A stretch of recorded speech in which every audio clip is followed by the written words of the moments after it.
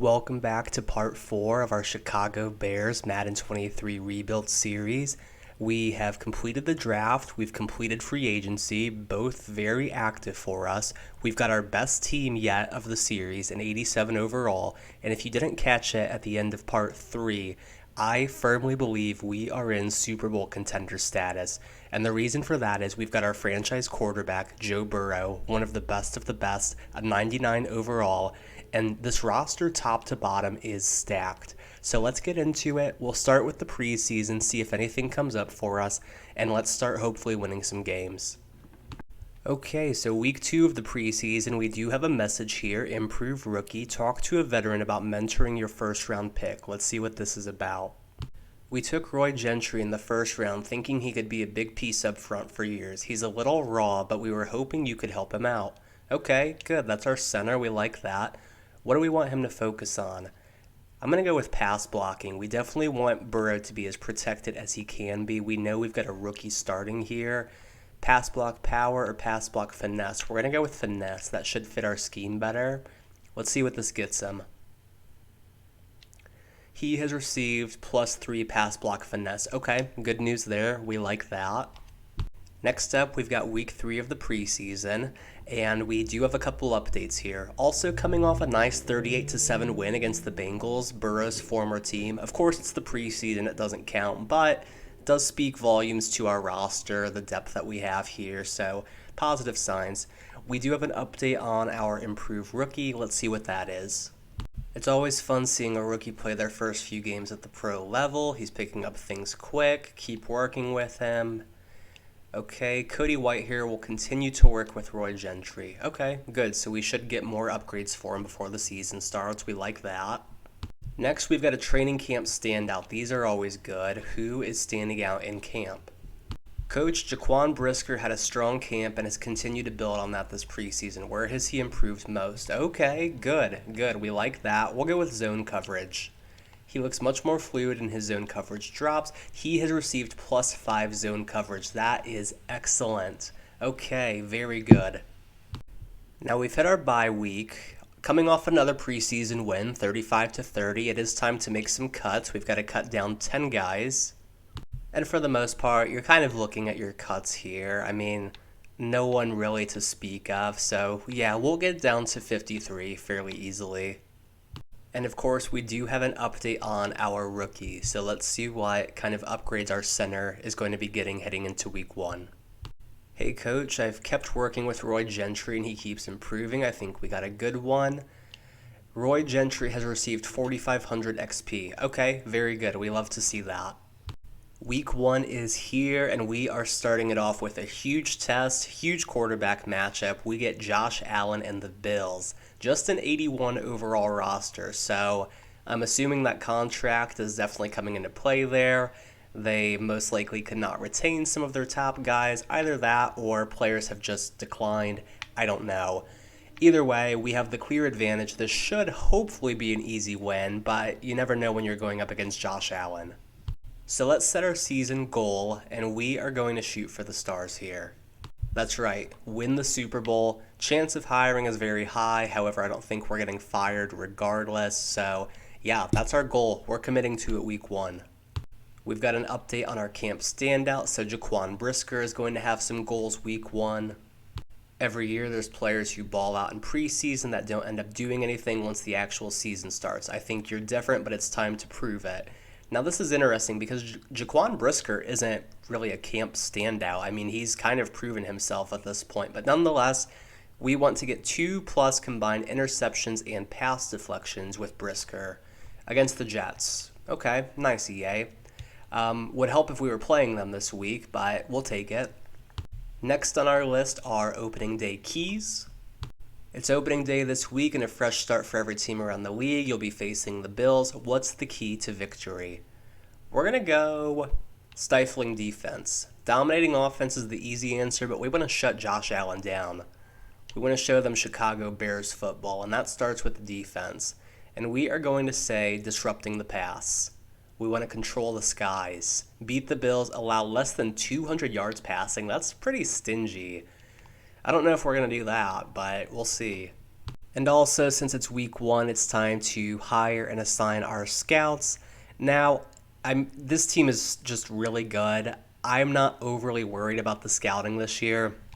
Sure, if we want to focus on defensive end and defensive tackle, I think that's a good place to go. But as far as the rest, I am fine with what the CPU has selected. So these are our scouts, this is the areas, and we're moving on.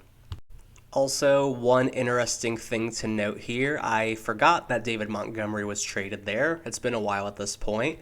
But while going through the game plan focus, he is someone that we're going to have to worry about. He is probably looking for a revenge game, so that's something to note. And the Bills do still have Von Miller, so I believe they signed him to something crazy like a 6-year contract in real life when the guy's already like 33, so he's still living up to that. He's still kicking. Down to an 88 overall, still a superstar though, can't completely ignore him. Now, unfortunately, just as I was about to pull up the Week 1 starting roster, I noticed that Yannick Ngakoue had an injury. I don't know how serious. We'll check on that here in just a second, but we definitely need some edge depth. The Seahawks could use a backup running back, so let's see if they like Melvin Gordon. Poona Ford is on the trade block. They're kind of iffy, so let's just throw in a draft pick. That should sweeten it enough for them. Okay, so Melvin Gordon in a 5th. That will get us Poona Ford. He is at least some depth for us, and this allows our rookie to now slide in as the primary backup behind Javonte. So I feel this is a solid move for both sides.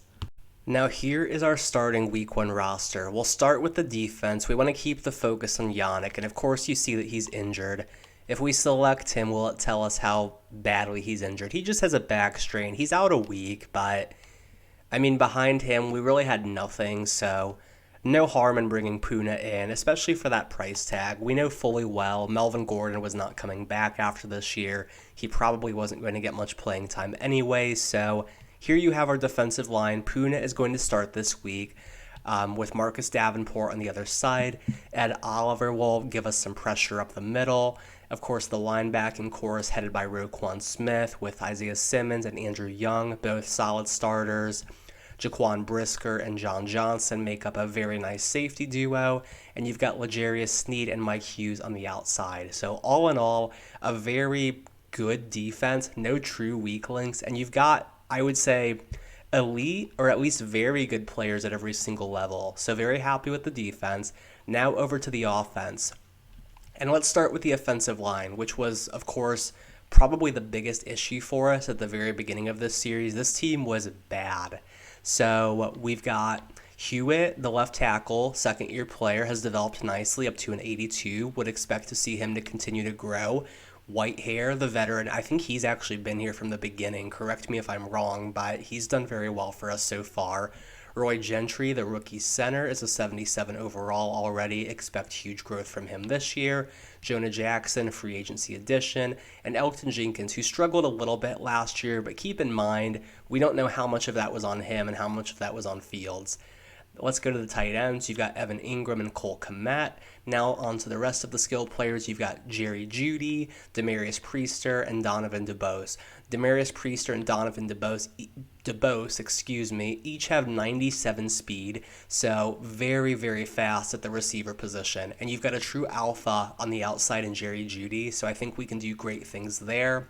At the running back position, you've got Javonte Williams and the rookie Rayford, who is very fast as well, already up to an 80 overall. He is likely going to be Javonte's successor, depending on what kind of money Javonte wants, of course, but at the very least, we know we've got the potential future right there.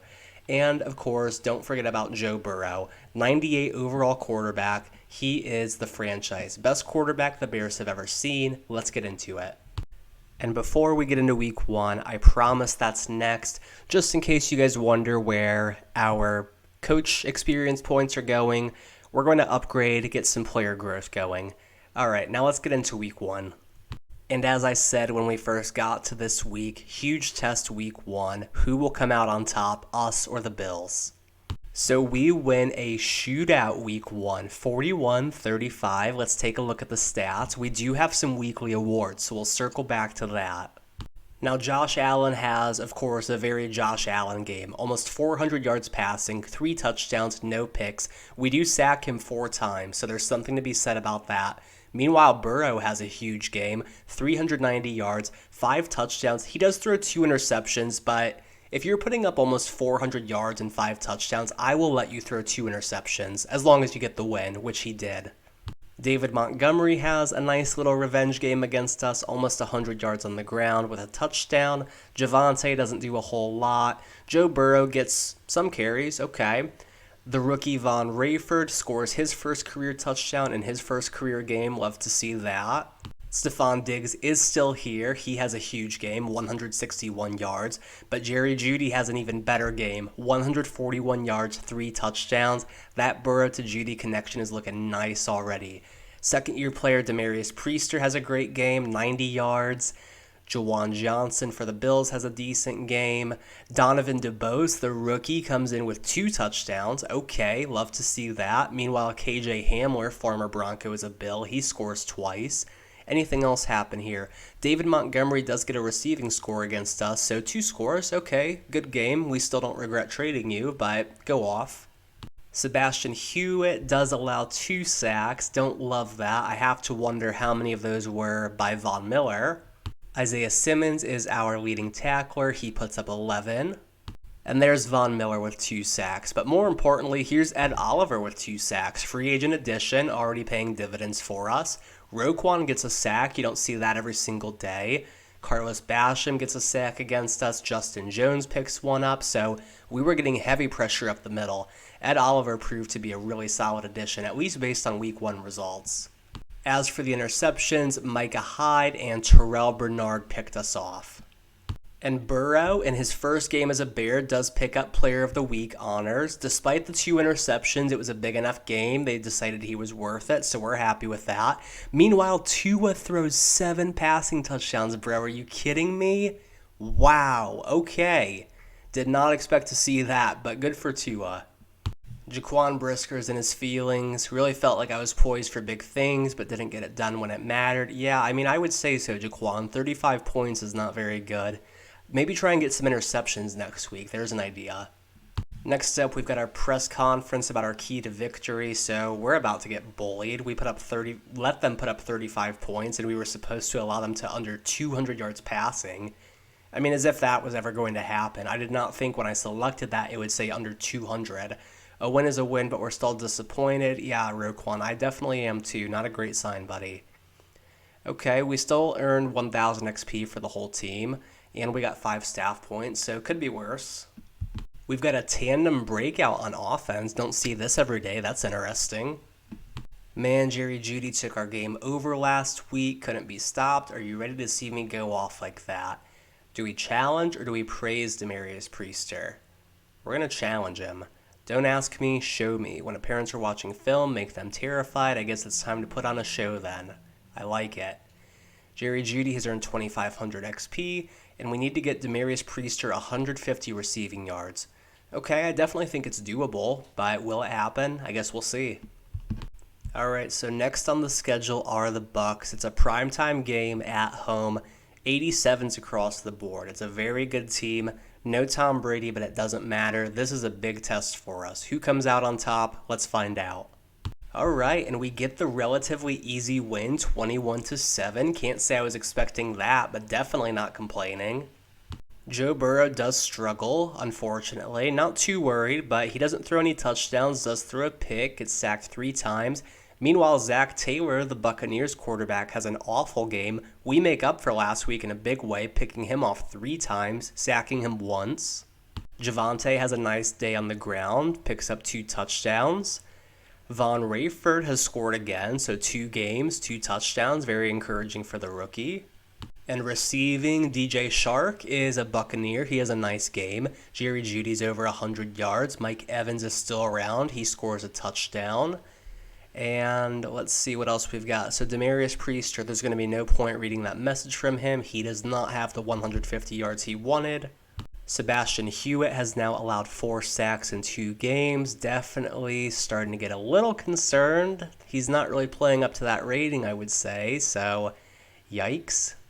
Isaiah Simmons, for the second week in a row, is our leading tackler. He does pick up an interception. Very nice game for him. Now on to the sacks. When you look at Chicago, Ed Oliver is our only player to notch one this week, so he is having a nice year for us already still. Moving on to the interceptions, there's Jaquan Brisker. Really wish he would have done this last week, but he gets 2 interceptions. Meanwhile, Isaiah Simmons, of course, picks up 1, and Carlton Davis picks off Joe Burrow. And we do have some weekly awards. Let's see what they are. I'm going to assume it's Brisker earning Player of the Week. 2 interceptions is usually good enough to do that. And no, it's actually Isaiah Simmons, because not only did he get 11 tackles and an interception, he forced and recovered a fumble. So great game there for Isaiah Simmons. Love to see that. And one thing I will say is, in our first 2 years, I don't think I saw a single Player of the Week award. If I did, I don't remember it. So we're 2-0 and we're getting awards. This is good. We've got some players ready to negotiate. We know some big contracts are coming due. Are any of those big players the ones that are ready? Okay, yes. So Javonte is up on the list. His interest is low. So I'm really hoping Rayford can continue his success as a rookie and take over, because I really have no interest in overpaying for Javonte. He's done amazing things for us, but we're not going to break the bank for him. Jerry Jeudy, though, loves us, and he is only 25, 89 overall. He, face it, plays a much more important position than Javonte, so let's offer him, this is a neutral deal. This is a good deal. Perfect, so Jerry Jeudy is locked down for the next 4 years. Fantastic. And aside from that, Poona Ford is ready. I don't see us bringing him back. He was more so a desperation move. Not really a desperation move, but just to get us some depth for the year. I mean, we'll see if he does anything. Still plenty of season ahead of us. No one else is ready at this point, but just to do a quick look ahead, Isaiah Simmons has interest in us. I definitely think he's coming back. Cody Whitehair likes us. We'll see. He's 32, but I like him. Khalil Herbert is not coming back. Justin Jones is a maybe. I could see that. Isaiah Coulter, no. And then, yeah, not really anyone crazy. So the good news is we're sitting at $40 million right now. I definitely think we're going to have plenty of money to bring Isaiah back. Cody Whitehair if we want him, and Justin Jones if we want him, and still maybe have a little bit to play around with. So, yeah, overall we're in pretty good shape. So next up we do have the Lions, and before we get into that, I do want to highlight this is our first look at Devin Leak, the quarterback who we had initially traded a lot of capital. Well, not a lot of capital. It was Justin Fields, a first and a second. So yeah, I guess a lot of capital to try and get up and get him. So I believe he was the number 1 overall pick. So we're going to get a great look, see how he's looking. And another thing, I did notice they've got Nick Bosa, so the Lions are sneaky good. And the Lions are a solid team overall. They're an 84. You can never rely on the overall ratings to determine the outcome of a game. Wouldn't be surprised if they get the upset here. Would love to see 3-0. And no, I jinxed us. We lose 35-31. Now let's see what happened. Take a look at the stats.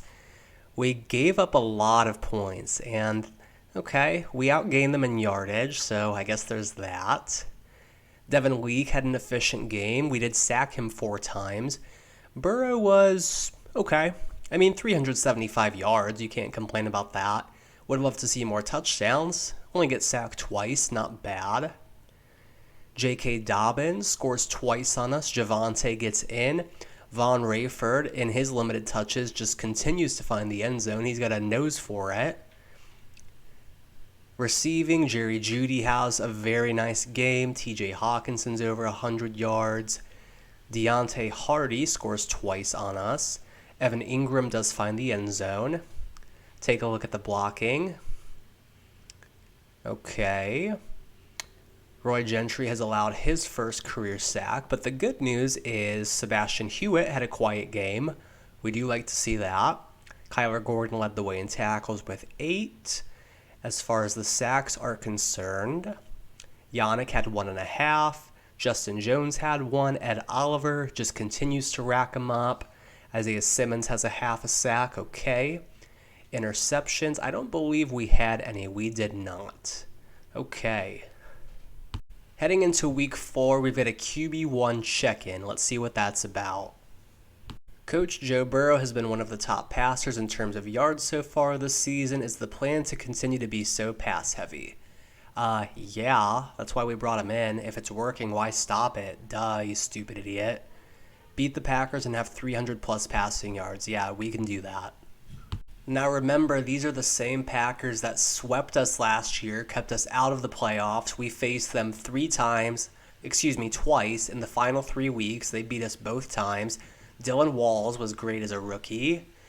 And they still have Kenny Clark, so that's going to be a challenge. We're going to switch this to blitz counter. We don't want to keep getting sacked.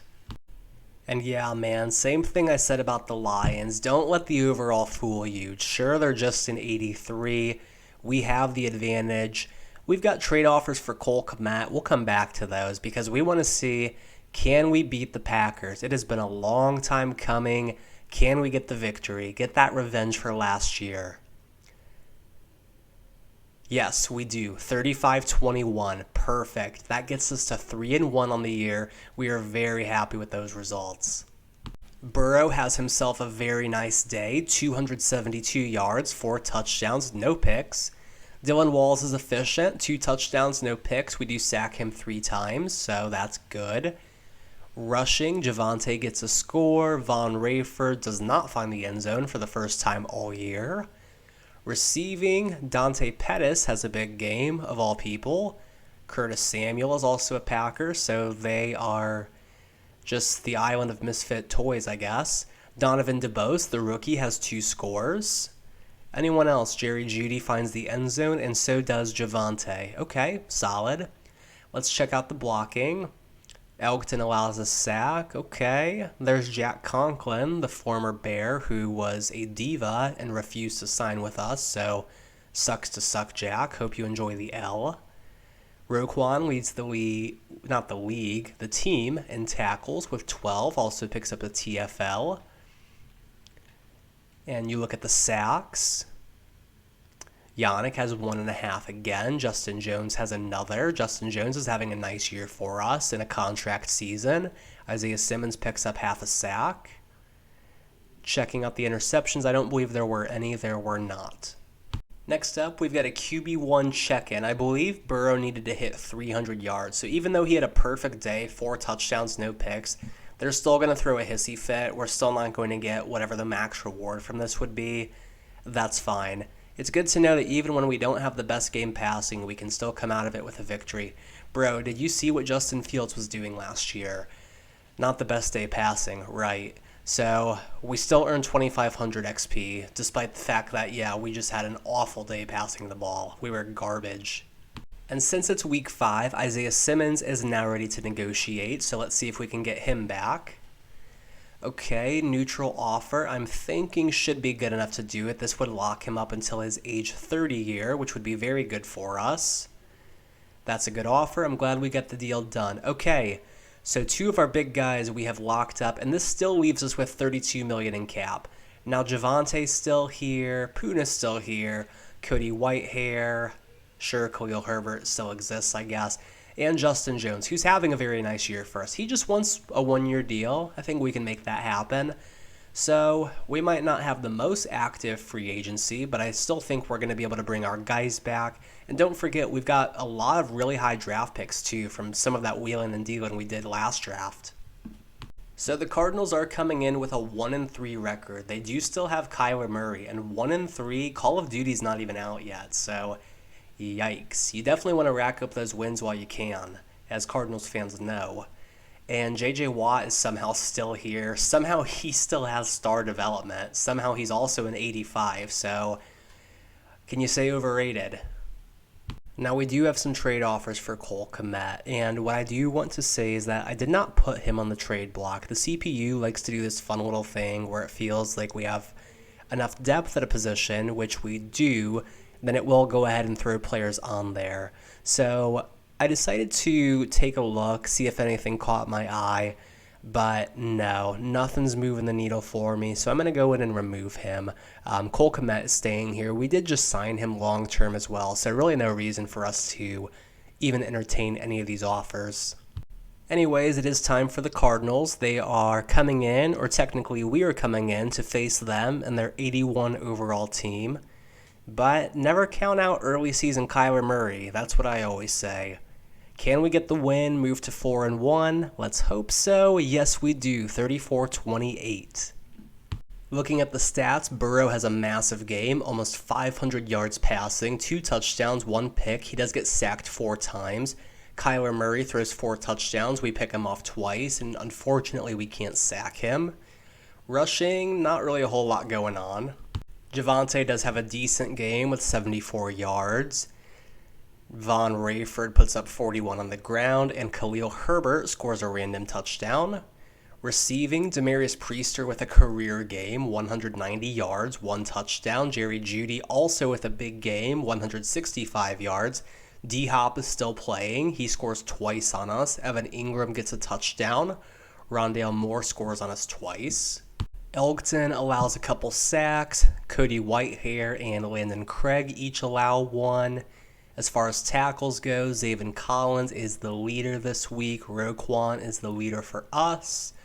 Looking at the sacks, we know we're not going to have any, so okay, not really a whole lot to speak on. Fletcher Cox is a Cardinal, interesting. Actually, pretty interesting to see that he's still playing. Also, shouldn't have said anything about J.J. Watt because he does come through with a sack. Interceptions, Byron Murphy picks us off. Roquan gets a pick, and L'Jarius Sneed, one of our big free agent signings, has his first of the year.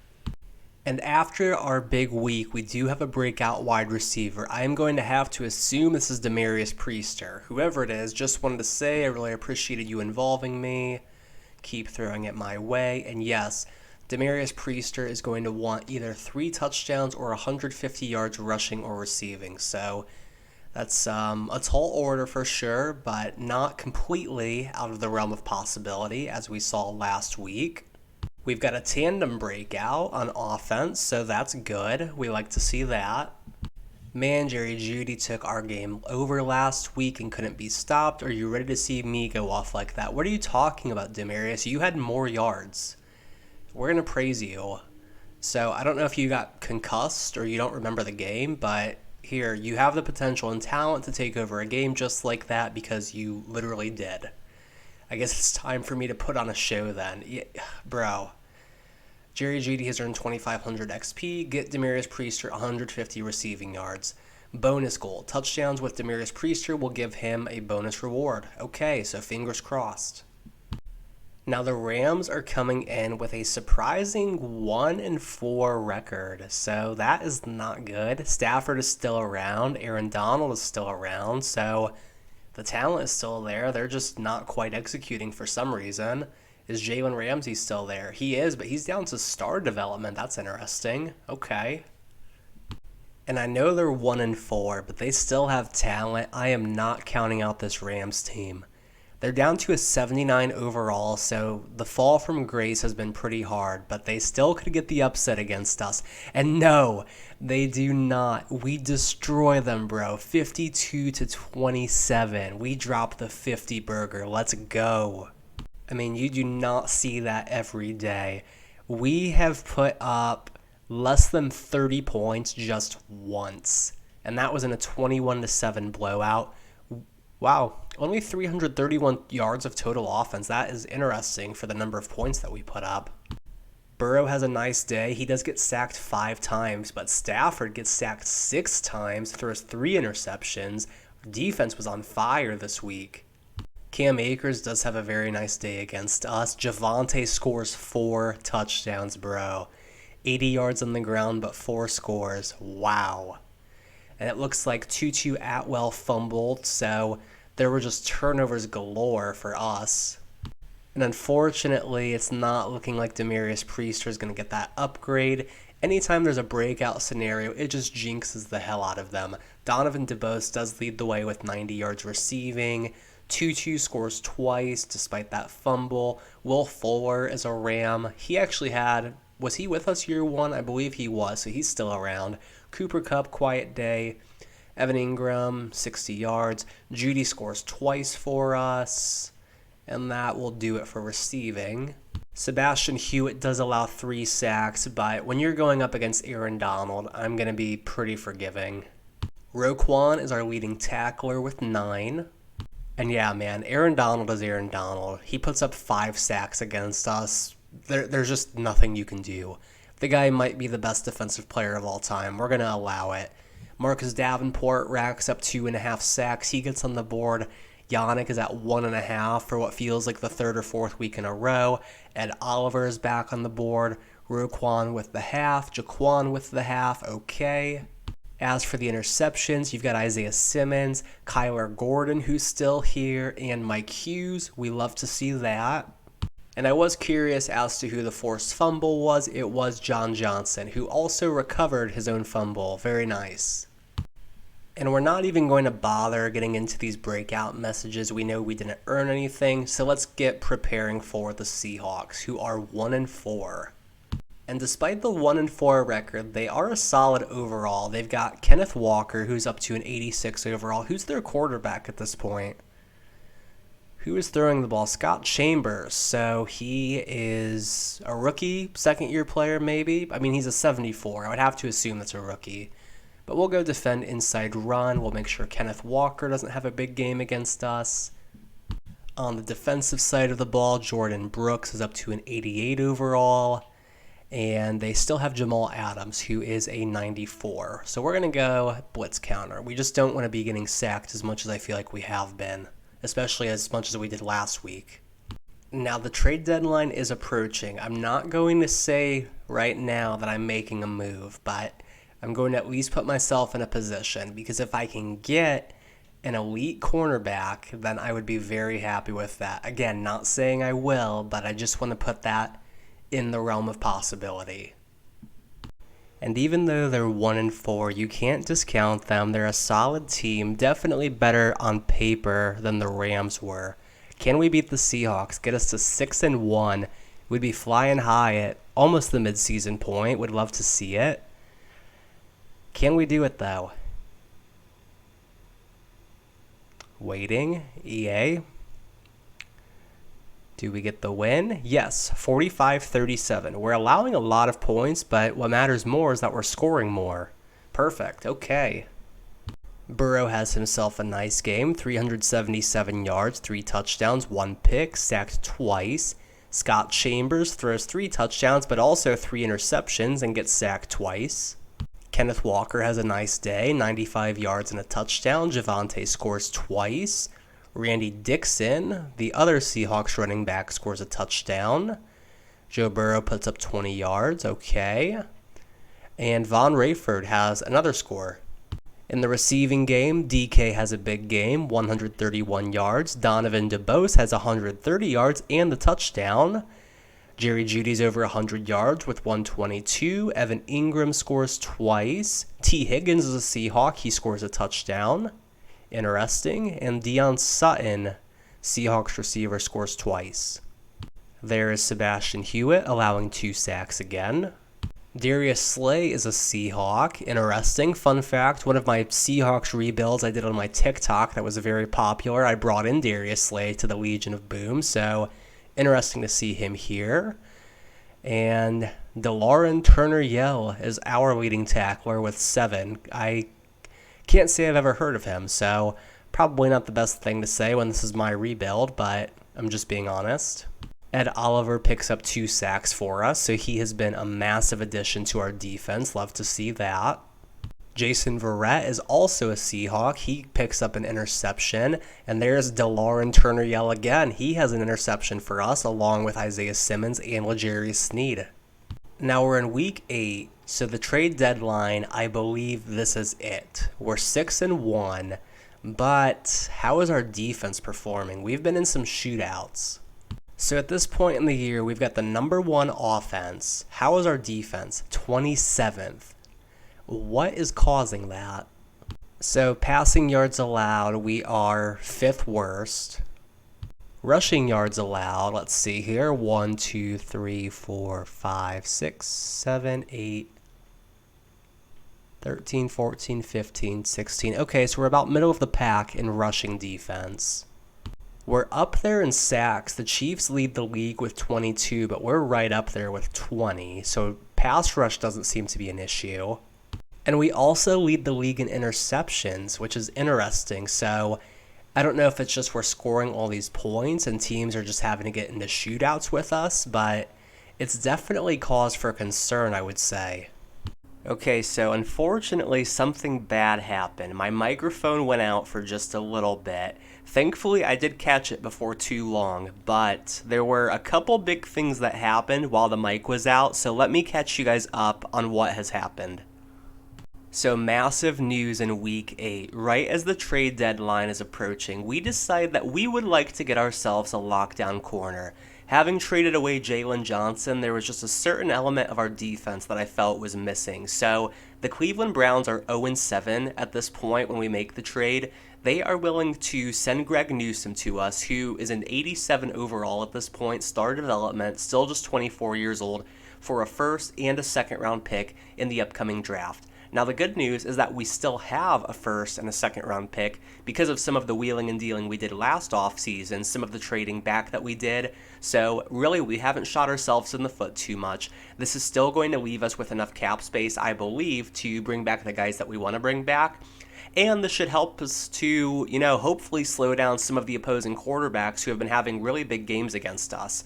I know that we're 7-1 or 8-1 at this point, but we're letting up a lot of points, and when the playoffs come around, that's just not going to work. So really happy with the move. I think this is going to be very positive for us. And the other thing to happen as my microphone was out was that we played the Dallas Cowboys, who I believe were 4-3 at the time, and we did come away with the 27-24 victory. And we did it behind a great game from Joe Burrow, 360 yards, 3 touchdowns, and no picks. He's just fantastic for us this year. We definitely forced Dak into some bad plays. He's over 300 yards, throws 2 touchdowns, does get picked twice, and we sack him twice. Rushing, Zeke has a good game, over 100 yards. Javonte Williams is pretty quiet overall. Receiving, Michael Gallup has a nice game against us. Evan Ingram is over 100 yards. Zeke scores a receiving touchdown. Donovan DeBose gets into the end zone, as does Jerry Jeudy. So very solid game for the receivers. And then as far as blocking goes, Sebastian Hewitt and Roy Gentry each let up a sack apiece. Defensively, John Johnson leads us with tackles, also picks up half a sack and an interception. Also getting sacks for us are Ed Oliver, he picks up 1, and Roquan's in with the other half sack, and Roquan has an interception. So Roquan and John Johnson each pick up half a sack, each pick up an interception. So very good game for us. And we've got a couple more players ready to re-sign. As it stands right now, we would enter the offseason with $27 million in cap space.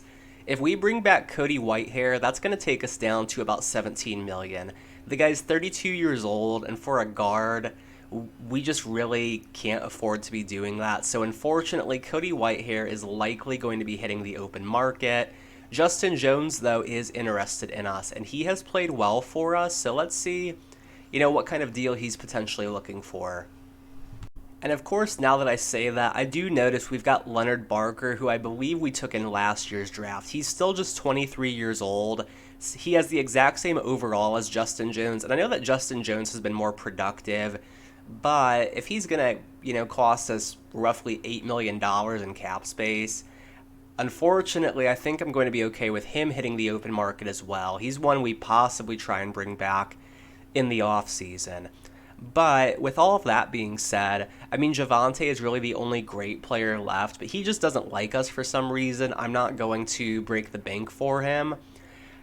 And with that being said, even Puna he's lukewarm on us. So none of these guys I think I'm going to bring back, to be completely honest with you. So we will actually enter the offseason with around $27 million in cap space.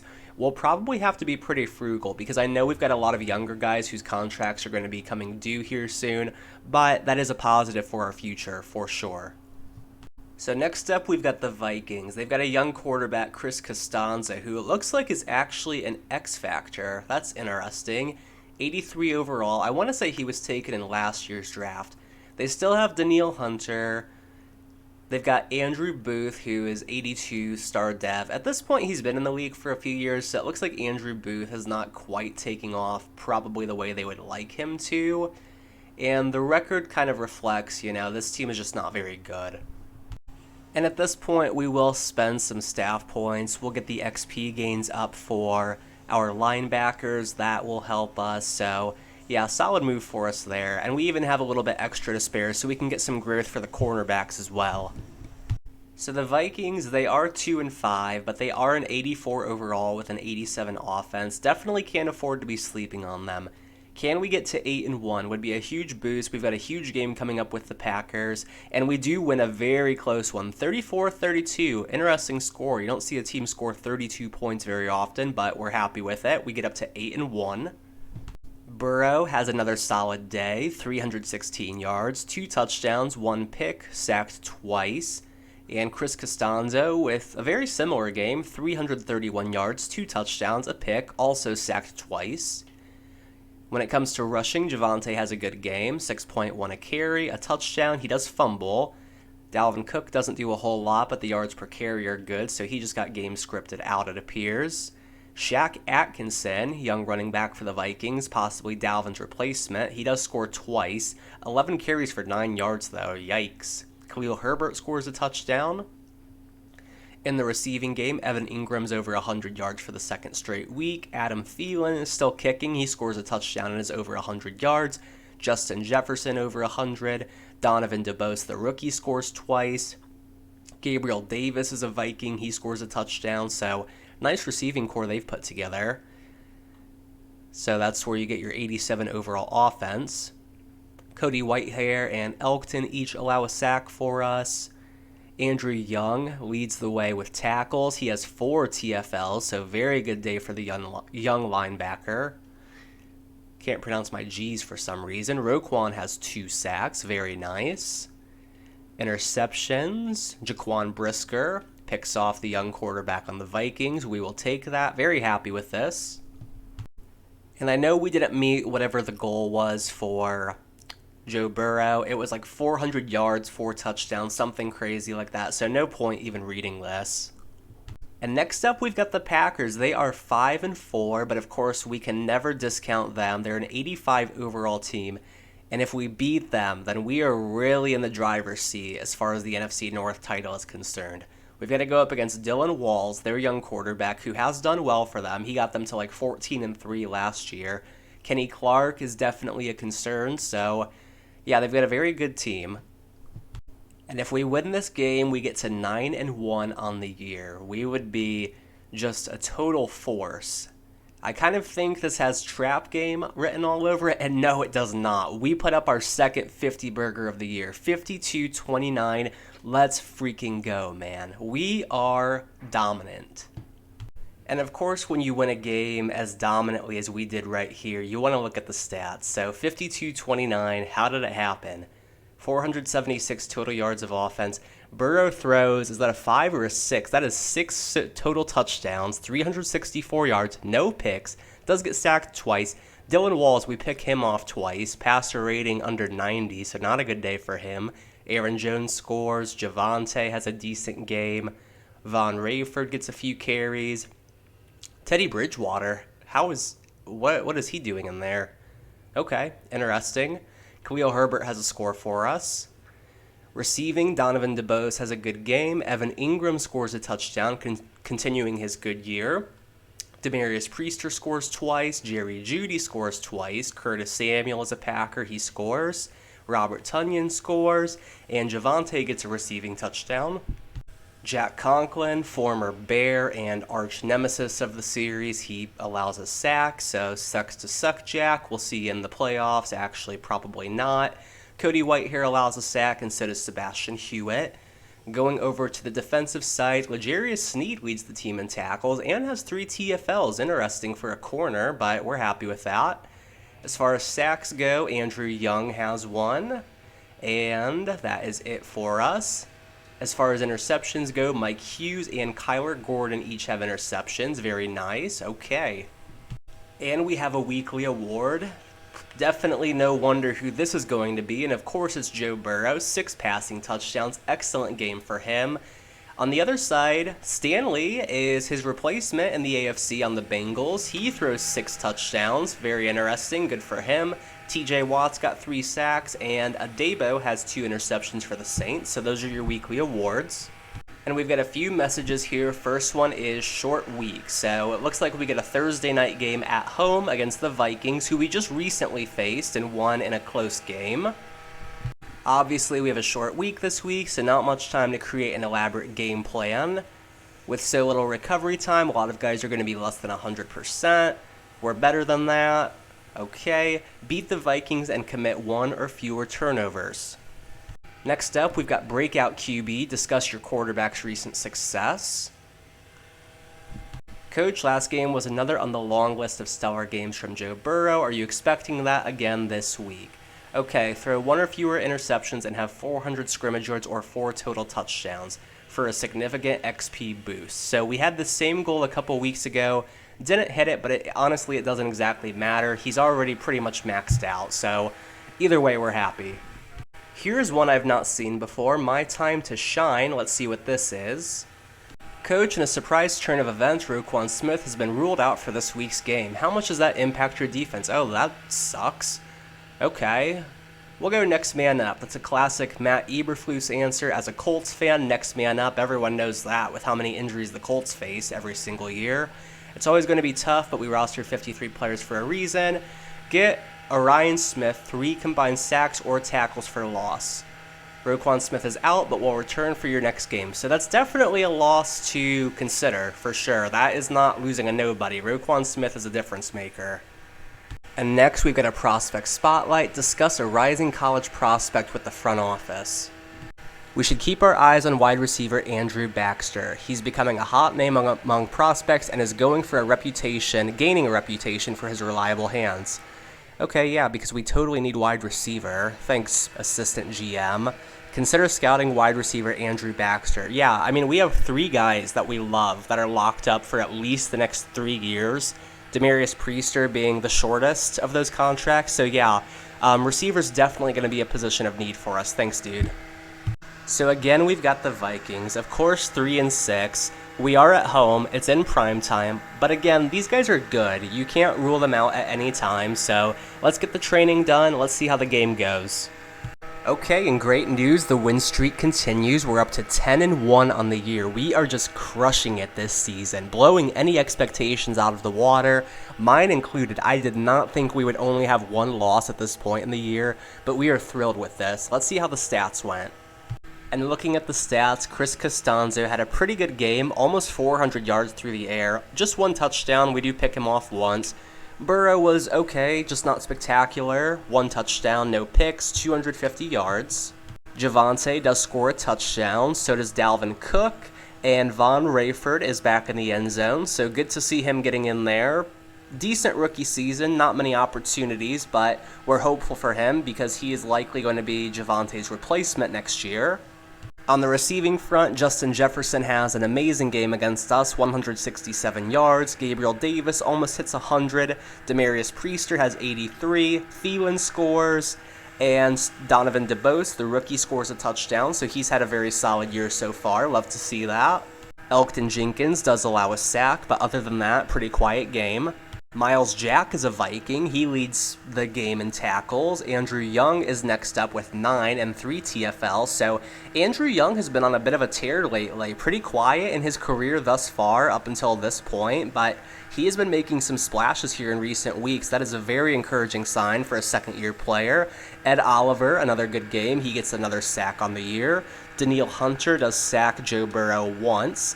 And Isaiah Simmons gets an interception, so all around a good game for us. Got a few messages here. First one is regarding our short week. We won, and I don't believe that we had any turnovers that I can think of. I know I just looked at the stats, but that's short-term memory for you. So let's see. We should have gotten a reward from this. Who said short weeks had to be tough? You're telling me, Cody. 2,500 XP earned for the whole offense, and we've got 10+ morale for each offensive player. So very nice reward for us there. And we've got a message about our quarterback breakout. Joe Burrow didn't put up flashy numbers. We're not going to bother reading that. Same thing. Whoever it was, I can't even remember his name, that was backing up Roquan. He didn't do anything, so we're not going to read this either. We don't care. And let's go ahead and spend some points. This is a very nice reward for us to get with our XP. The final piece, all players on your team count as scheme fits during training. That is going to be huge for us. Our player growth, that's going to help tremendously. We can't afford Fountain of Youth. We can't afford We've Seen Enough. So we'll move on. We'll save those for later. And next up on the schedule are the Tennessee Titans. They're coming in at 7-3, so I would say outperforming their overall a little bit. They're just an 81, so good test for us here in Week 12. We get a team with a good record. Derrick Henry, of course, is still here. Is Malik Willis starting at this point? No, Ryan Tannehill is somehow still holding on to this job. Down to a 78 overall, so that is surprising to say the least. Not necessarily that Malik Willis didn't work out, because I guess, it's Madden, you never know, but the fact that they haven't replaced Tannehill yet. Harold Landry is still here, and Amani Hooker is here, so I would think to see Kevin Byard there. I guess he's gone, or either that or they somehow think Hooker is a bigger threat to us. Okay, and this late in the year, it's time to make that playoff push, or in our case, hopefully a push for the number 1 seed. And we are making statements out here. Shortly after dropping that 50 burger on Green Bay, we come out and destroy the Titans, 42-17. This is what you want to see out of your team this late in the year. We are rolling. And since our loss Week 3 to the Lions, let's just count up the wins here. 1, 2, 3, 4, 5, 6, 7, 8. This is our 9th straight win against the Titans. Well, I guess not 9 in a row against the Titans, but you get what I'm saying. So, Burrow, another great game. 4 touchdowns, 1 pick. Tannehill, he's not great, but he's usually efficient. You don't usually see him throwing 3 interceptions, but he sure does against us. So, love to see that. Javonte has his first huge game in a while. 152 yards, 7.2 a carry with 2 scores. Okay, Derrick Henry just hits 100 yards, so good for him, I suppose. Nothing else going on in the rushing game. Receiving, Demarius Priester and Donovan DeBose are basically twins. 127 yards and a score for each of them. Traylon Burks scores a touchdown, over 100 yards. Robert Woods scores. And aside from that, Javonte gets 2 receiving scores. So Javonte just had a massive game. Huge. It is going to hurt to lose him in the offseason. I mean, who knows? Maybe we franchise tag him, but at this point, it's looking unlikely. Elgton allows 2 sacks. We're not going to complain too much with how the game went. Greg Newsome had 10 tackles and an interception. Amazing game for him. As far as sacks are concerned, Yannick has a sack. Haven't said his name a whole lot this year. He's been pretty quiet. And Justin Jones has a sack. Interceptions, Greg Newsome, of course, Mike Hughes, and L'Jarius Sneed. So, secondary is getting it done. That Greg Newsome trade, I feel, was a game changer for us. Our games were really close. Sure, we were winning, but we're just destroying guys now. I truly feel he was our missing piece. And let's take a look now. This is our first time all year where we get to look at the playoff picture. And we've got to be the 1 seed. We are. Right now it's us, the Panthers are right behind us, no one else from the NFC North. So I would say we've got the division on lock at this point. And on the other side, the Bills are cruising through the AFC, it appears, with the Chiefs right behind them. And when you look at the standings in the NFC, we've got a pretty good cushion here. We're 11-1. The Panthers are next up at 9-3. And then behind them, you've got the Cowboys at 7-4. So even if we somehow collapse down the stretch, which I don't think is likely, the 2 seed is looking like the absolute worst case scenario. But I would say as of right now, I'm saying, 90% chance we're looking at the 1 seed. Don't want to jinx it, but it's looking good for us. We've got some weekly awards as well. Who could that be? Joe Burrow again, maybe? No, Greg Newsome with his 10 tackles and his interception. Very nice for him. Tua, I think it's the second time we've seen him get a weekly award. 471 yards. Wow, good for him, man. And we've got another short game, so we are playing, what is this, Thanksgiving? That's strange. They usually don't give it to the Lions in prime time. That's got to be some kind of a glitch. Unless I'm crazy. Aren't they usually like the noon game? I don't know, but it's going to be a duplicate message. We just saw this a couple weeks ago, so let's get into it. Obviously, we have a short week this week, so not much time to create an elaborate game plan. Okay, Cody Whitehair's got to feel like he's getting deja vu at this point. We're repeating ourselves. Beat the Lions and commit 1 or fewer turnovers. Okay, so they were our 1 loss on the year. Imagine we go like 15-2, and it's because the Lions swept us. And we do have another message, cold opponent. What could this be? Coach, the Lions are struggling, but sometimes a team can trip up unexpectedly by looking ahead to the next game. Any fear that this is a trap game? We're not going to go with the smug response. We're going to go no fear. Not at all. This is the NFL and everybody's a threat. Yeah, especially when you've got Dan Campbell on the other side. The Lions are struggling. All players will have -5 break tackle, play rec, and tackle for this game. Beat the Lions and avoid falling victim to the trap game. Okay. And we, as well as anybody, know that the Lions are going to be the team to worry about. Again, 11-1. Who would have thought our one loss would be to them? Who do they have here? Devin Leake, of course. Guy out of Indiana State. So we've got Devin Leake to worry about. J.K. Dobbins, who is an 89 overall, so he's a very solid player. Blitz counter, they've got Nick Bosa. Is Aiden Hutchinson still there? If so, that is an insane pass rushing duo, so we're definitely going to go blitz counter. And how are they doing? Yeah, sacks. They are 10th in the league in sacks. It does not surprise me. That is where they excel, and that is where they could potentially cause some harm to us. And so with the bye week coming up, can we close out the Lions? Can we do it? Yes, 31-24. So we do not fall victim to the trap game. We get up to 12-1. And coming to our bye week, this is a really good spot for us. And just to take a quick look at the stats, so Joe Burrow throws 2 touchdowns, no picks, solid game for him.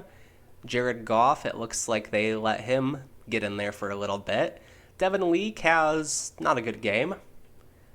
When you look at rushing, Javante's over 100 yards with a score. J.K. Dobbins scores. Von Rayford gets in with another touchdown. He might be at double digits by year's end. He's on limited carries. He's getting it done, so that is encouraging for us. Jerry Jeudy, 95 yards and a score. Anyone else do anything? Demarius Priester with 76 yards. Evan Ingram scores another touchdown, so he's having a good year for us. When you look at the sacks, no sacks this game. Interesting. Okay. Isaiah Simmons with 12 tackles. Very nice. And I don't believe, no, there were, okay. Interesting how there's no sacks allowed, but here's Yannick with 1. Okay. Whatever. Mike Hughes with the lone interception of the game, and we get the win. Couple messages here about our short week and our cold opponent, so we should have some good things coming our way. Who said short weeks had to be tough? Okay, now we're the ones with deja vu. 2,500 XP plus 10 morale, very nice. So what's that, plus 20 morale over the last few weeks on these short weeks? Good. Next up is cold opponent. What did we earn from that? I know we expected to win that game, but like you said, everyone's a threat in the league. Man, Cody Whitehair is like our BFF at this point. Why are we having heart-to-hearts with him in the locker room every single week? But 1,000 XP for the whole team, very nice. We'll take that. And we've got a message about our bye week. So it's going to ask us, do we want to rest or do we want to focus on our next opponent? Coach, you have to be happy heading into your bye week in first place. Any special plans for the week off? So team bonding retreat, stay grinding, or self-scouting. We're going to do a team bonding retreat, I think, because we don't want our stamina to go down. We want to get some rest. Our guys have earned it. We'll have -5 awareness for the next game, but we're playing the Texans, so I think we'll be okay. And we are going to go ahead and purchase Fountain of Youth, slow ratings regression for 1 season for 1 position. Now forgive me, I don't know if 28 or 29 is kind of when that starts, but I know John Johnson is kind of starting to get up there in age, so we're going to go ahead and do this, make sure that he doesn't regress. Might be a wash, might be useless for us, he might not regress anyways, but we've got the points, might as well be better safe than sorry. Okay, and very interesting. They are 2-11, but this is the Houston Texans, the same team that, who did we trade to last offseason? That's right, Justin Fields. Big game. They, specifically he, is going to want revenge for sure. And a couple messages here, well I guess really just one. The first one is Trench Boost, has to do with our offensive line. Huge day on the ground for you in that last win. Those guys up front really went to work, and you have to be proud of the way they performed. They play a huge part in what we're able to do, and where they go, we follow. The amount of yards rushing your team has against the Texans will determine how much XP each offensive lineman earns. Okay, cool. So based on the record, it looks like that experiment is not working out for the Texans. It looks like we seem to have fleeced them. So they've got Alexander Madison as their running back. That's interesting. We're going to go defend deep pass. We just want to make sure Fields doesn't have a big game against us. And for our focus, they have Matt Ioannidis, interesting. Derek Stingley's a superstar dev. We're still going to go blitz counter. We just don't want their pass rush to get after us too much. I think we're going to be fine. Don't want to jinx it, but this is just not a good team. And look at that. We absolutely crushed them. 46-13. It's not even close. So Burrow has another stellar game, 4 touchdowns, no picks. Where's Justin Fields? Justin Fields has kind of the game we came to expect from him last year. Under 200 yards, no touchdowns, 1 pick, stacked twice. So yeah, trading him away, getting rid of him. Sure, maybe we took advantage of the AI a little bit, but yeah, we're happy with it. Javonte, 85 yards and a score. Alexander Madison does get in on the ground. And a couple more rushing scores. Khalil Herbert has 1. Jerry Jeudy with an amazing game, 134 yards, 2 touchdowns. Brandon Cooks is still around. John Mechie, hope he recovers from what he's got going on right now with leukemia. Love him as a player. He puts up 48 yards against us. Evan Ingram scores, and Demarius Priester scores. Okay. Sebastian Hewitt and Roy Gentry each let up a sack. And J.C. Treader is a Texan. Interesting. Anthony Walker, the former Colt, and Brown is a Texan as well. L'Jarius Sneed leads the team in tackles. As far as sacks go, Yannick gets in there and gets 1. So does Ed Oliver. Good. We like to see that. Ed's having a very good year for us. And Jaquan Brisker picks off his former teammate. And we've got an update on our trench boost, so this should be good. We had a very good game. Another impressive week on the ground, led by the big guys up front. What can you say about how that unit is gelling together right now? A lot to be excited about with that group. And your entire offensive line earned 4,500 XP. Okay, very happy with that. We've got a breakout quarterback message, but I'm going to be completely honest with you guys. This is the 3rd time that we've gotten this. It honestly seems to jinx Joe Burrow. He seems to have a better game when we don't get that message, so we're not even going to open this. Say what you want, but I'm not doing it. And I want to take a quick look at the standings just to see how things are currently laid out in the NFC playoff race. So we're 13-1. The Cowboys are next up at 10-4, and the Panthers are 10-4. So, I mean, I think we've got the 1 seed locked up. If not, we're pretty close to it. I mean, 1 more win, and that would get it outright. And I think we would have to have any tiebreakers, even if we did seem to tie the Cowboys or the Panthers. So, yeah, 3 weeks left to go, and the 1 seed is pretty much ours for all intents and purposes.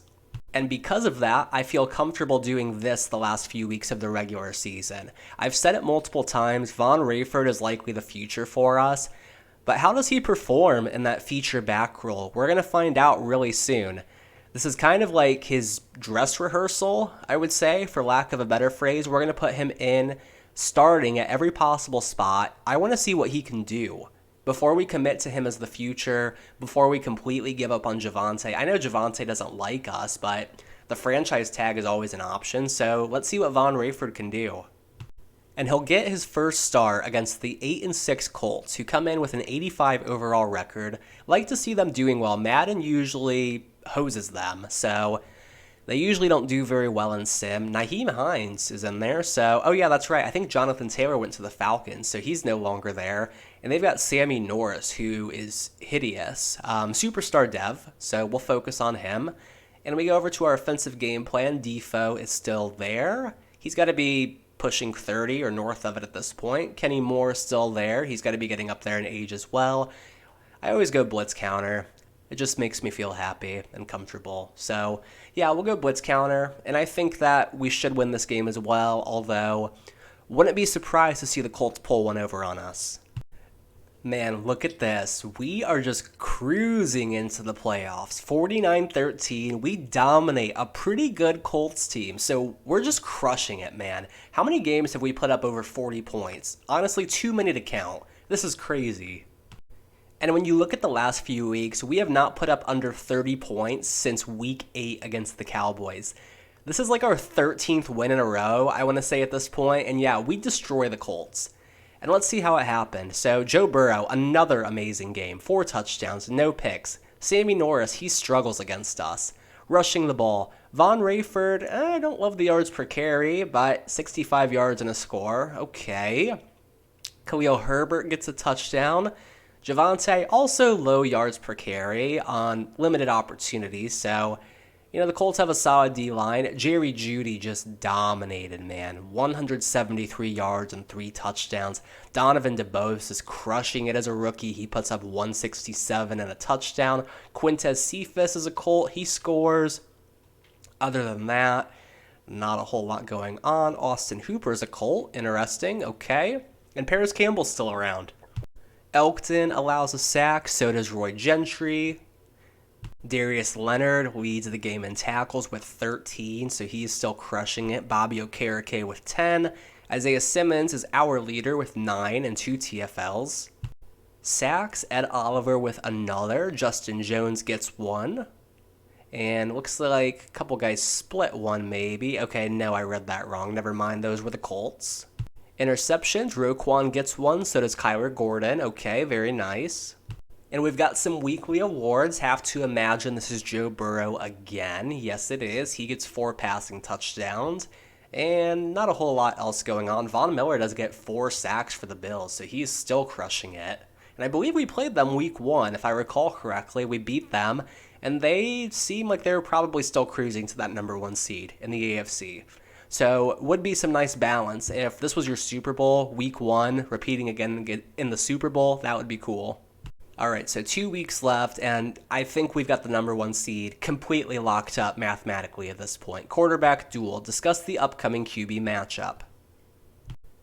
Marquee QB matchup this week between Trevor Lawrence and Joe Burrow. Who are you expecting to step up? Joe Burrow or the defense? Anytime I say something nice about Joe Burrow, he doesn't do anything amazing. Also, I would like to have some rewards go to our defense. So let's say the defense plays well. It's funny because all the talk is about the QB battle, but they'll never be on the field at the same time. Wow, so true, bestie. Beat the Jags and Trevor Lawrence under 250 yards passing. Okay. Game plan elite quarterback. Okay, well, how elite can he be when his team's 5-10, but whatever. Coach stopping a dynamic dual threat quarterback like Trevor Lawrence has proven difficult for many teams. Limit passing or contain scrambling. Quarterbacks never get many yards rushing, so contained scrambling is a safe bet. Trevor Lawrence is not getting 75 yards rushing this week. Also, we get +5 player X, so I'm glad that we clicked on that one. And getting into our weekly strategy here, so he is up to a 91 overall. He's an X factor, very nice. Tony Pollard's here, interesting. Who do they have on defense? They've still got Josh Allen, he's a superstar now. And they've got Shaquille Griffin. We're going to go run inside because I really want Von Rayford to do something, prove to us he can be the guy, show us some flashes before we get to the offseason, and we have to make that final decision on Javonte. I would like to see a big game or 2 here. Okay, so they're 5-10, but they're pretty solid overall, 83. We can't completely rule them out. It's late in the year, and we get the win, 35-14. Very happy with that. Good game for us. And Burrow has another very nice game, 3 touchdowns, 1 pick. Lawrence struggles, so it looks like we made our goal. 220 yards, no touchdowns, and a pick. Not a good day for the alleged superstar. Von Rayford, 79 yards, 3.4 a carry, and a score. Okay, don't love it, but we'll take it, I guess. Javonte does well with his limited carries. Demarius Priester scores. Darius Slayton is a Jag. Evan Ingram, the former Jag, puts up 54 yards, and Jerry Jeudy gets in the end zone. Okay. As far as sacks go, we did not allow 1. Very positive sign heading into the playoffs. DeLauren Turner-Yell leads the team in tackles. As far as sacks go, Yannick gets 1, and so does Justin Jones. And interceptions, Shaquille Griffin gets 1, and so does John Johnson. Okay. Couple messages here after our win against the Jags. First up is QB duel. This should be good for us. Coach, you called on your defense to keep Trevor Lawrence in check, and they had a stellar game. What impressed you the most? Okay, pass rush or coverage. Interesting. I'm going to go with pass rush. I like to have some boosts there. Starts with the guys up front. All defensive linemen and linebackers will have +5 finesse and power moves for the next 2 games. Okay, so that's very good. That will get us our Week 18 game, and that should carry us into the divisional round as well, so that's good. Next up is game plan elite quarterback, so another boost hopefully coming our way. You were able to have success against Trevor Lawrence and get the win. What went into making that happen? Okay, what do we get out of this? Defenses earned 2,500 XP. Okay, very nice. And week 18, last game of the season, we get the Niners. They come in at 7-9. However, very good team on paper, 86 overall. Who do they have? Who are their threats? Elijah Mitchell, 87 overall, star dev. Trey Lance is just an 82, so it does not seem like much is happening for him. We'll go ahead and contain the deep pass. Who do they have defensively? We know that Bosa is gone. Fred Warner is still here, a 99 overall. Jamel Dean is an 87. We're going to go run inside. I really just want to see something out of Rayford. He's got to give us something, man, because he's going back to second string next week. We want to have Javonte in the playoffs, so what can you do against the Niners? And we do end the season with a win. So we nearly have a perfect season. 16-1. We beat the Niners 31-24. And we do it behind an efficient game from Joe Burrow. 2 touchdowns, no picks. Like to see that. Trey Lance had a good game. Von Rayford is just kind of uninspiring so far. I'm not going to lie. Javonte Williams is more exciting with fewer carries. So I mean, depending on what our cap situation is looking like, Javonte might be a franchise tag candidate. I'm not going to say it for sure right this second, but I'm kind of starting to lean that way. Demarius Priester, 86 yards and a score. Evan Ingram, good game, I guess. Debo scores. CeeDee Lamb is a 49er, so forgot about him. I mean, what a receiving duo that is. Donovan DeBose finishes off his rookie year with a touchdown. He crushed it as a rookie. Very excited to see his end-of-year stats. No sacks allowed, allegedly. Snead leads the team in tackles with 9. Ed Oliver gets a sack to end off what was a very good year for him, and no interceptions this game.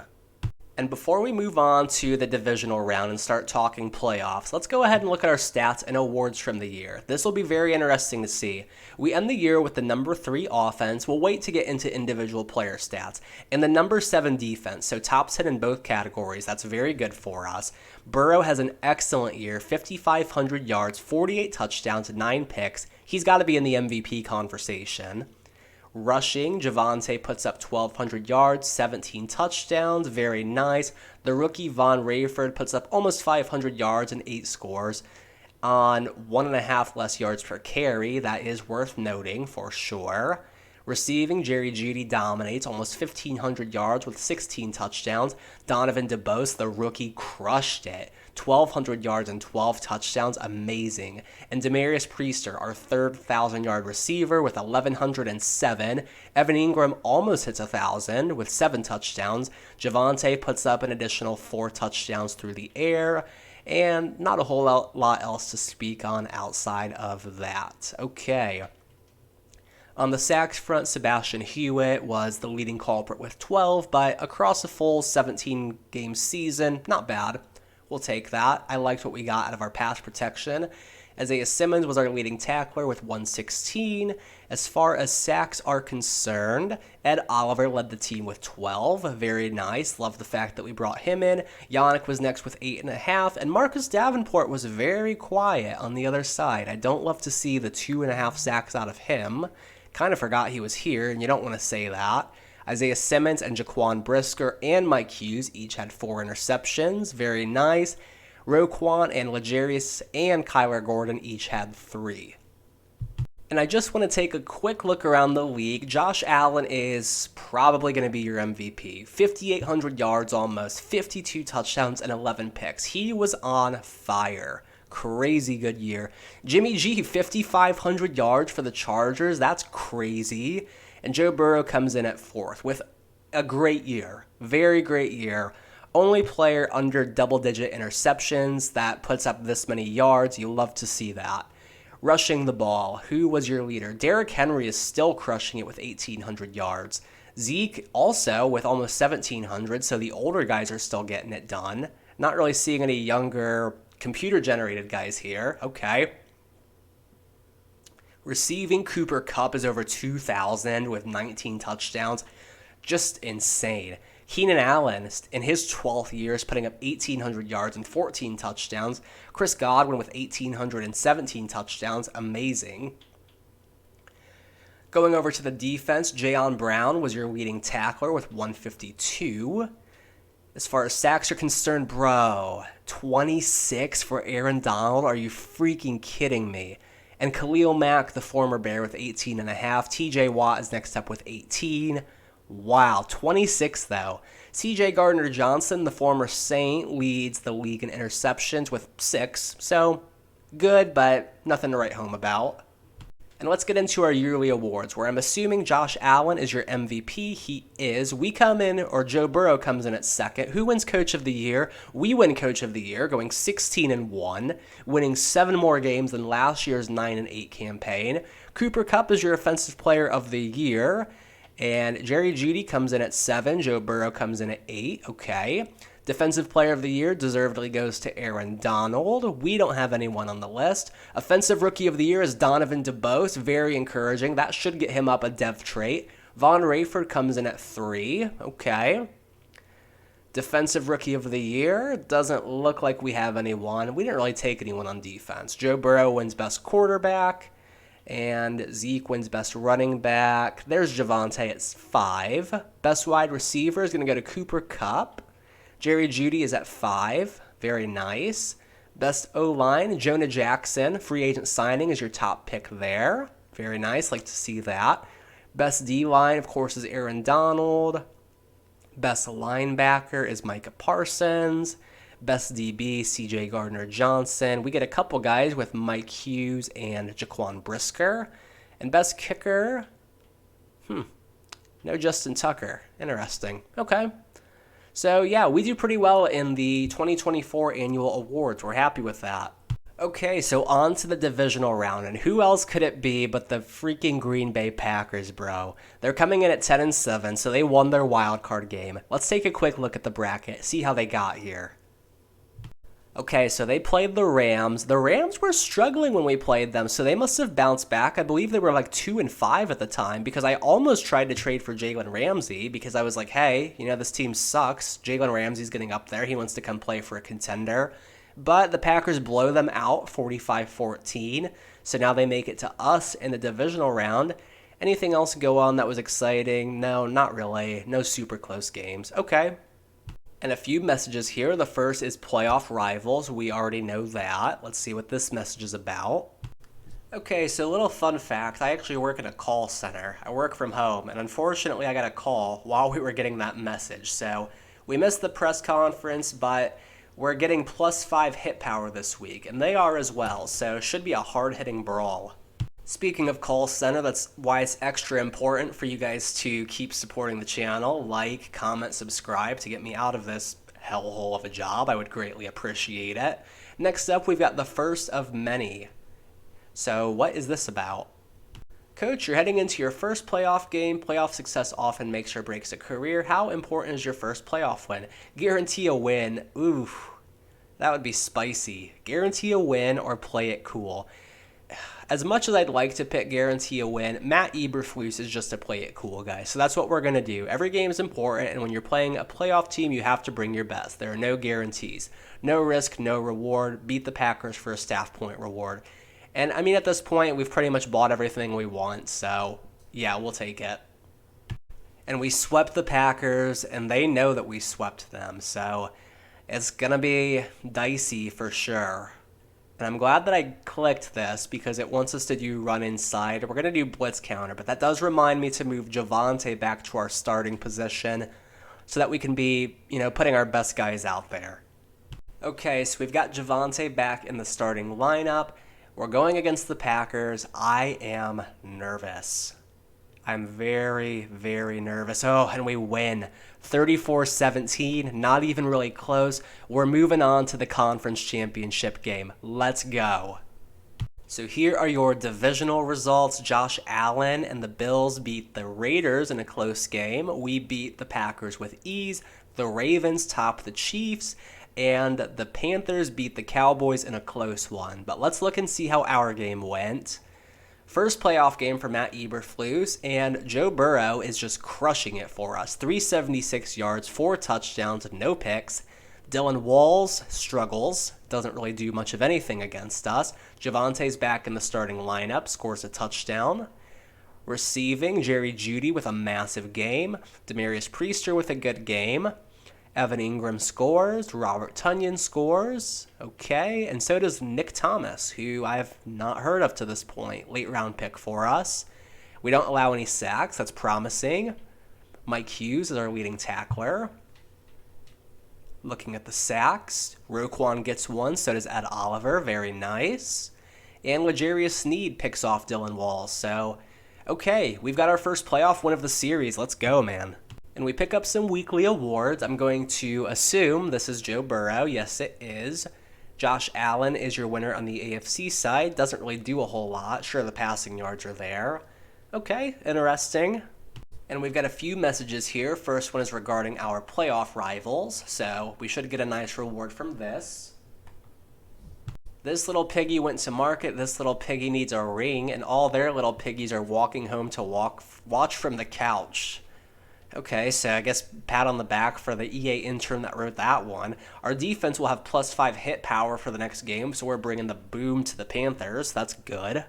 Another update here, the first of many. Huge congrats on the playoff win, Coach. Let's see if we can keep the ball rolling and pick up another one this week. Yeah, coming from the guy who's trying to pitch us on wide receivers when we clearly, have plenty. Okay, go off, Assistant GM. Next up, Playoff Blizzard, and here's where I wish I was playing the games, not simming them. I'd love to hop in and see what that looks like in January at Soldier Field, hopefully still Soldier Field. You never know with how things are going with the Bears and good old Lori Lightfoot. All right, fellas, as I'm sure you're all aware, the forecast is calling for blizzard-like conditions. Cody Whitehair front and center. He's just the team spokesman at this point. Snow like this is a great equalizer. Jerry Jeudy is definitely impressed by that. So is Jaquan Brisker. Both teams will struggle, business as usual, beat the Panthers, and I hope that we do. And let's take a look and see how the Panthers got here. So they did it with Matt Corral, he's their quarterback. Just a 77 normal def, so it looks like Christian McCaffrey is probably the heart and soul of this team. We're going to want to defend the outside run. We don't want him busting anything loose on us. Brian Burns is a stud, so we're going to want to account for him. Jeremy Chin is in the secondary, someone to worry about. They are coming in with 27.1 points per game. Rushing yards, they're second in the league, and they're also getting a lot of takeaways. So a dangerous team for sure. Good matchup for us here in the conference championship game. But anyways, with all of that out of the way, this is by far our biggest test of the whole series thus far. Everything comes down to this, the 13-4 Panthers. Can we move on to the Super Bowl? Yes, 45-29, we are headed to the Super Bowl. Let's go, man. And in the conference championship, the Ravens absolutely embarrassed the Buffalo Bills 42-10, but let's see how our game went. As we win 45-29, Joe Burrow is having an amazing postseason, 4 touchdowns, just 1 pick. Matt Corral does everything that he can. He has himself a nice game. Rushing the ball, Javante scores twice. We pretty much hold Christian McCaffrey in check, I would say. I mean, a decent game, but he's not beating us by any means. Donovan DeBose, the rookie, is an absolute stud for us. 140 yards and a score. Demarius Priester, our other speedy guy, gets 75 and a score. Kasim Dudley, their rookie, gets 70 and a score. Evan Ingram scores twice. DJ Moore scores twice. So a lot going on in the receiving game. And then on the sacks side of things, Elkton Jenkins, Jonah Jackson, and Roy Gentry each allow sacks, but in the conference championship game, going against a team of this caliber, what else can you do? They've got Demario Davis, longtime Saint. He leads the game in tackles, and Roquan is our leader. Let's take a look at the sacks here. Yannick gets 2.5. Ed Oliver gets 1. Okay. Roquan picks up a half. Interceptions, Dante picks us off, and Mike Hughes picks off Matt Corral. Okay, and that's your conference championship game. And we've got some weekly awards. Let's take a look to see who our winners were. Joe Burrow, again picking up an award, and Lamar on the AFC side blowing out the Bills. He has 3 passing touchdowns and picks up 102 rushing yards with 2 rushing scores. So he was out of his mind. He's going to be a threat for sure. And we've got an update on our playoff Blizzard game. Let's see what that is all about. In all my years of playing football, I'm not sure I've ever been part of a game where it felt like snowshoes might be the best option. Cody, what do you mean, bro? You've been around for like 20 years at this point. Okay, whatever, we'll take it. We get some rewards out of that.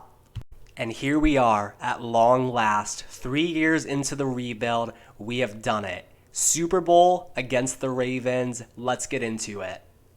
Starting things off with our Super Bowl Media Day. Let's see what they want to ask us.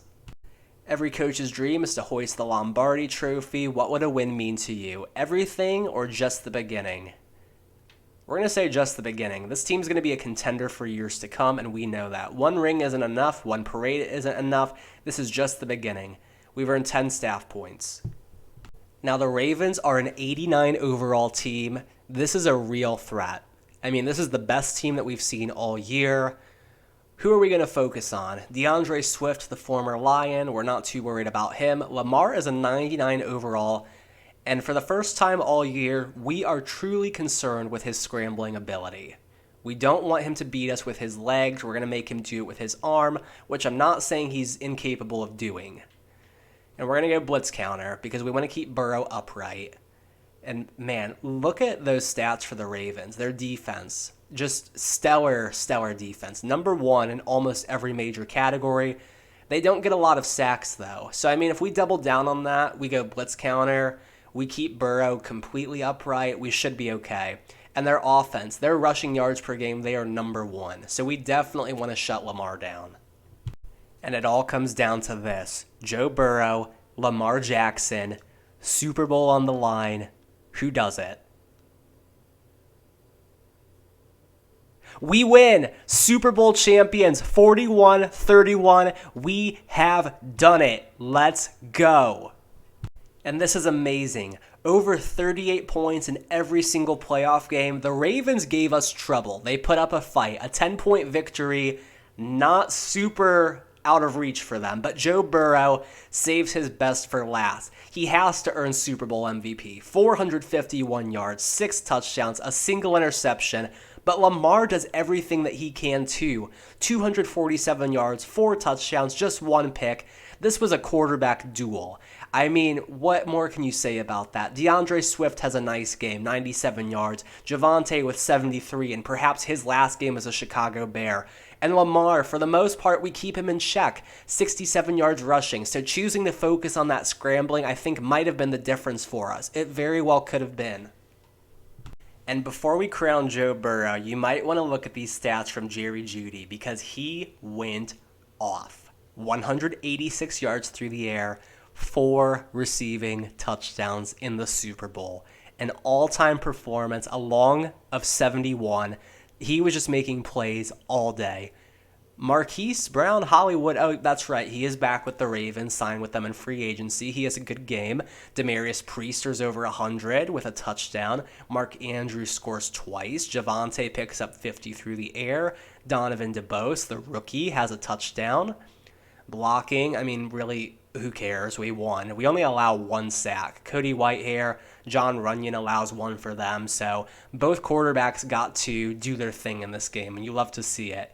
Isaiah Simmons had 10 tackles, a TFL, and a sack. And aside from him, Michael Pierce had a sack for the Ravens. Interceptions, Sean Clancy had 1 for them, and L'Jarius Sneed had 1 for us.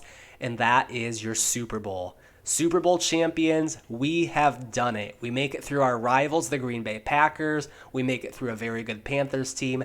And we knock off the darlings of Madden. The Ravens are in the Super Bowl. They win the Super Bowl very often in Sim, but it doesn't matter. We're world champions. Amazing. Now let's take a look at our season recap. I am genuinely interested. Who won Super Bowl MVP? It did go to Joe Burrow, although Jerry Jeudy could make a case for it. Outside of that, we win our yearly award, Coach of the Year. That's good. And Donovan DeBose is your Offensive Rookie of the Year. Overall, this season was a massive success. I was on the fence about getting rid of Justin Fields because, he hadn't been terrible. He wasn't good, but he was, still young, still had star dev. But man, can you really argue with these results? I say no, you cannot.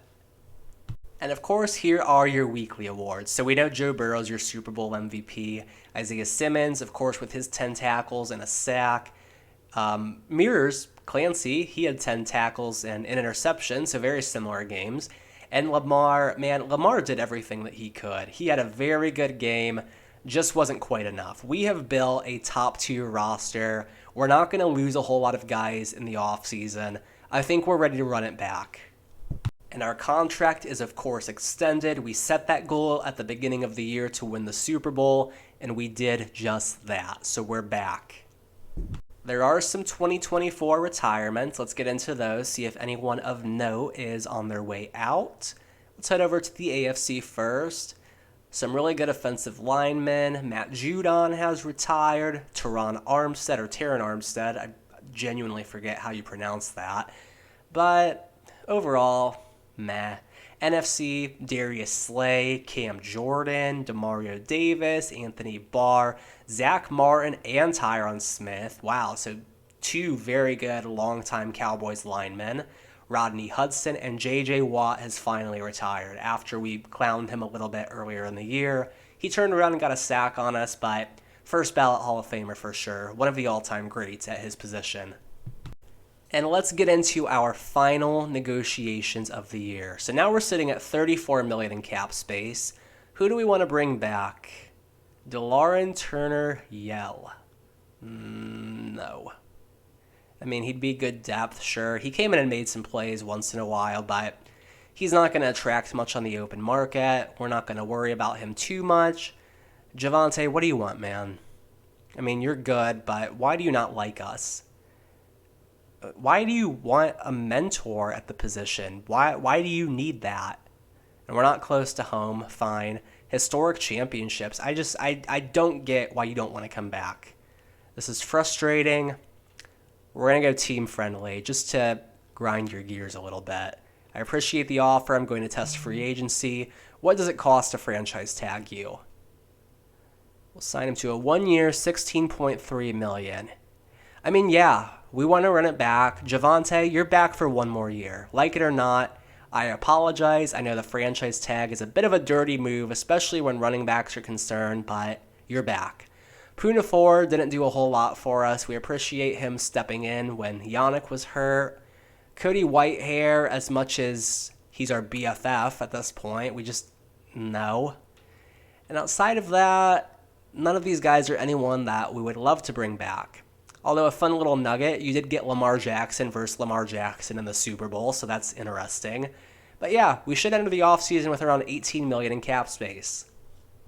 Okay, so the offseason is here, and before we call it a wrap on this video, let's just take a final look at this team, see what kind of roster we're working with heading into the offseason, see what kind of resources we're working with, just to kind of, put a nice little bow on top of things. So let's take a look at our lineup here. And overall, this team just grew together tremendously throughout the 2024 season. Sebastian Hewitt, our left tackle, is now up to an 87. Roy Gentry, coming off his rookie year, he gets up to an 85 overall. We would like to upgrade at left guard. That will be a position of focus for sure. But Jonah Jackson's an 87. Elkton's a 93. Evan Ingram is very nice. And Cole Kmet is an 85, backing him up. Your receiving core, you've got Jerry Jeudy's a 96 stud. Javonte, we've got him for another year at 94. And Von Rayford is still promising at 84. It's just we could afford to tag Javonte, and for what he gives us, he just gives us huge games on the ground. Powerful running back, and he's got explosiveness too. Donovan DeBose is up to an 86 coming off his rookie year. Demarius Priester is settling in as a great third option. So, Joe Burrow's got, honestly, could you call this a better receiving core than what he has in Cincinnati in real life right now? I would almost hazard to say that you could. It's very close. Joe Burrow is set up for success long-term and short-term. Now on the defensive side of the ball, Marcus Davenport is not playing up to his 92 overall rating, but we're not going to complain. Leonard Barker is going to slide up and be a starter now. Ed Oliver is a stud, 95. Yannick, I think he's pretty much retained his rating. He's an 89. L'Jarius Sneed is a 91. Greg Newsome's a 92. And you've got Mike Hughes as the third corner. You have even more depth because Kyler Gordon is at number 4. So, yeah, very, very top-heavy secondary, but also very good depth. The linebacking core, Andrew Young's up to an 87. Isaiah Simmons is holding steady at a 90. Roquan Smith is up to a 98. John Johnson up to a 90. Brisker up to a 90. This team's loaded, man. I think easily we could be running it back next year. Could be the last year of the series. If we get 2 straight Super Bowls, there might not be a whole lot of interest after that point, but I definitely am interested to see if we can run it back. And here is the draft capital we're working with. We've got the 24th overall pick, courtesy of the Titans. We pick again at 47, thanks to New England. No thirds, no fifth, so a little light, but still 2 top 50 picks, so we should be able to bring in some good guys there. And we enter the offseason with around $26 million in cap space, but who are we going to want to kind of worry about? Whose contracts are coming due? We haven't had to make any major decisions in a while. Of course, Javonte playing on the franchise tag. Justin Tucker, his contract will be up. Jaquan Brisker, we will definitely want to bring him back. Evan Ingram is someone we could possibly look into replacing, although Cole Kmet could definitely slide into that role. Yannick, it's probably his last year with us. Jonah Jackson, he's someone we would probably want to bring back, depending on what he wants. And moving down, Kyler Gordon is someone who, maybe we try to trade him. And Braxton Jones, and when you get beyond this point, it's just kind of not really a whole lot to speak of. So that's the good news, is that really we're not going to have any major decisions to make. Anyone coming up in 2 years, though. L'Jarius Sneed will be up, but he'll be like 30 at that point. Marcus Davenport will be getting up there. John Johnson will be getting up there. So we're definitely going to want to make a Super Bowl push this year. We've got guys who are getting up there, whose contracts will be up within the next year or two. So we're in our window. We are in our window. We've got 1 Super Bowl win. I definitely think another is more than possible. And with all of that being said, that is going to do it for this part of the series. If you've made it this far, thank you so much, especially if you've watched all of the videos, you followed the journey up until this point. This season was a long time coming. Getting that success in the regular season, dominating, going 16-1, and having that magical playoff run culminating in that Super Bowl win over the always dominant Baltimore Ravens. But anyways, if you enjoyed this, please drop a like if you haven't already. Subscribe if you're not already. Thank you if you already are. Comment, let me know your thoughts, predictions. How much longer do we keep this running for? Do we run it back 1 year, see how that goes, and then kind of go from there? Who do you guys want to see next? I mean, this has been very fun. I really enjoy doing these rebuilds. Right now I'm thinking maybe Jets, Texans, Lions, Falcons, just some teams off the top of my head, teams that I've heard suggested before. But that's going to do it for me. Thank you guys so much. I truly appreciate you, and I will see you in the next video.